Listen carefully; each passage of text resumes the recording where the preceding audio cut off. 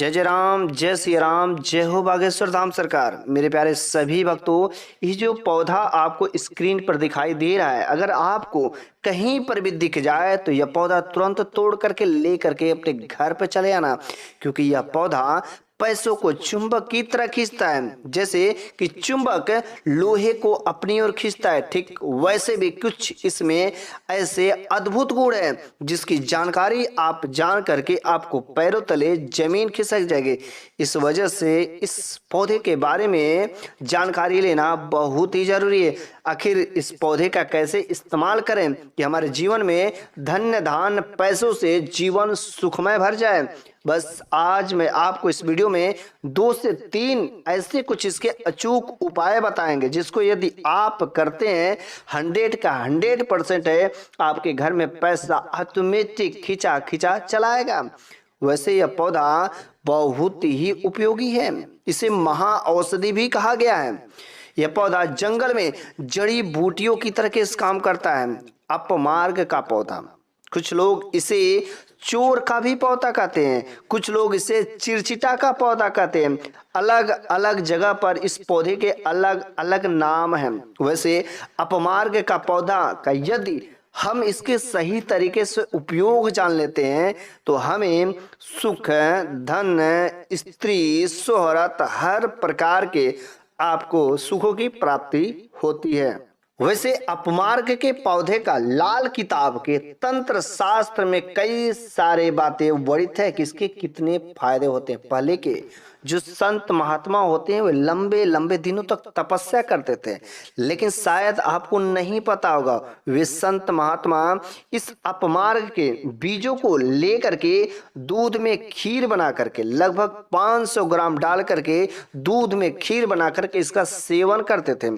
इसका सेवन करने से भूख और प्यास नहीं लगती है, लंबे लंबे दिनों तक मल मूत्र भी नहीं करना पड़ता और बड़े आसानी से त्याग कर सकते हैं, जिसकी वजह से वे साधु संत महात्मा कई दिनों तक अपने साधना में ही लगे रहते थे, जिससे इनको भूख और प्यास नहीं तड़पा सके, उनके शिकार नहीं बन सके। तो पहला जो है काम जो है, यदि आप लंबे दिनों तक आप भूख और प्यास से मुक्ति पाना चाहते हैं तो आप इसको ठीक वैसे ही खीर में बना करके सेवन करें।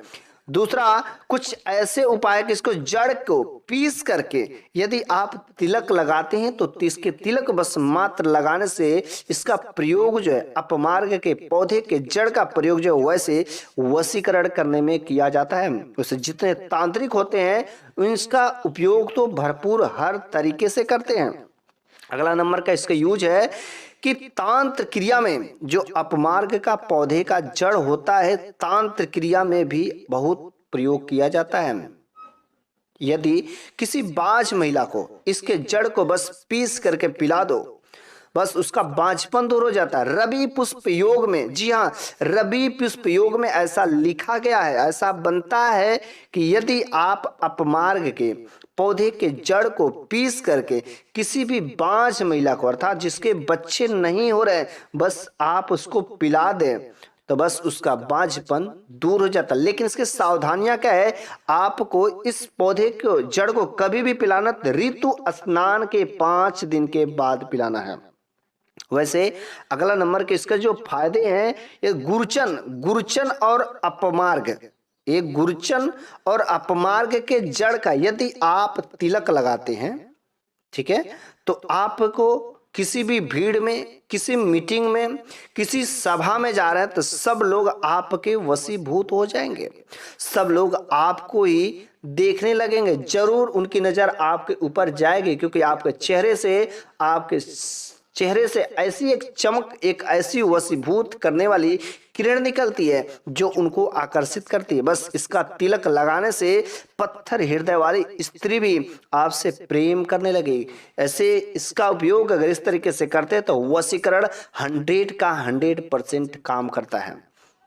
अगला नंबर की बात है रवि पुष्प योग में। जी हाँ, रवि पुष्प योग में अपमार्ग के पौधे का जड़ का अंजन करने से यदि आपको पैसे की प्राप्ति नहीं हो रही है तो बस आपके जो बूढ़े बुजुर्ग पूर्वजों के जो जमीन के अंदर यदि पैसा दबा के गए होंगे तो उन पैसों की प्राप्ति आपको होती है। वैसे अपमार के पौधे पैसों को ही खींचता है, पैसों को खींचने वाला पौधा है।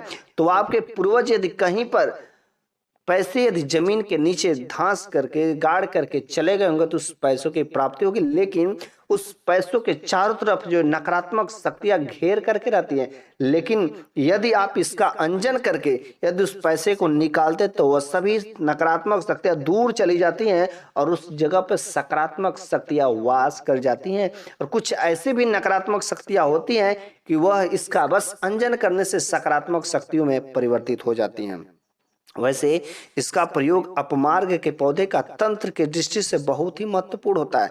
इस पौधे का प्रयोग जो उत्तम श्रेणी में रखा जाता है, इसका यदि जो भी तांत्रिक होते हैं यदि इसका प्रयोग करते हैं तो कभी उनका तंत्र जो कभी सिद्धि जो है विफल नहीं रहती है। हर प्रकार से चाहे कुछ भी कर लो, इसको सही विधिवत से सही तरीके से यदि आप इसका उपाय करते हैं तो आपको कभी भी असफलता नहीं मिलती है। इस पौधे को लड़ैया भी कहा जाता है। लड़ैया की पौधा यदि आपके घर पर तिजोरी में पैसा नहीं टिकता है तो इसका उपयोग जो है पैसा खींचने के लिए भी करता है।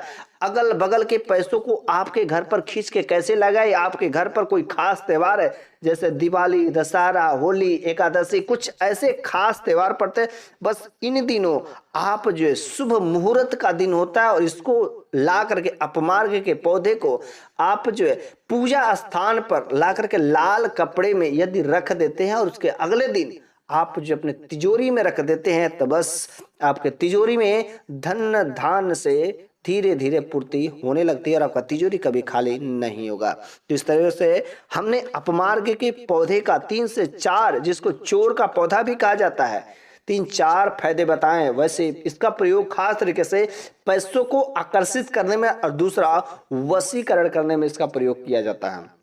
यदि आप इसका प्रयोग करना चाहते हैं भली बात, आप इन उपायों को कर सकते हैं। और मेरे द्वारा जो कुछ भी जानकारी दी गई है यदि आपको अच्छा लगा होगा तो प्लीज अपने फ्रेंड को व्हाट्सएप ग्रुप में, फेसबुक पर भी हर जगह शेयर कर सकते हैं।